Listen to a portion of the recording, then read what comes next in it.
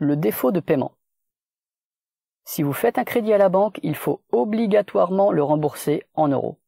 Si vous ne remboursez pas votre crédit et que vous avez 0 €, alors la Banque centrale européenne va rembourser votre crédit à votre place auprès de la banque par le biais d'un simple jeu d'écriture, en rajoutant les chiffres que vous n'avez pas réussi à rembourser. C'est valable uniquement pour les banques. Si vous êtes un chef d'une petite entreprise ou autre et que vous faites un crédit que vous ne remboursez pas, alors là, la Banque centrale ne versera pas les chiffres qui manquent pour vous.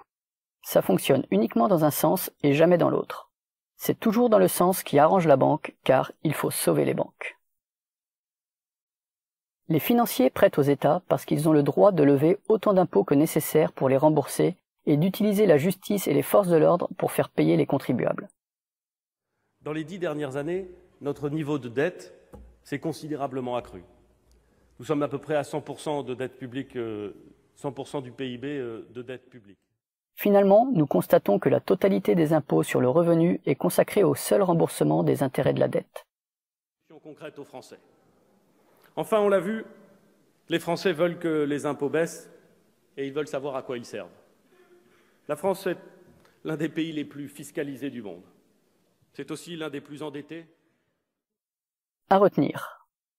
Les seuls à pouvoir créer de la monnaie sont les banques. Les banques contrôlent l'émission monétaire et sont les seules à ne pas être esclaves du système puisqu'elles en définissent les règles.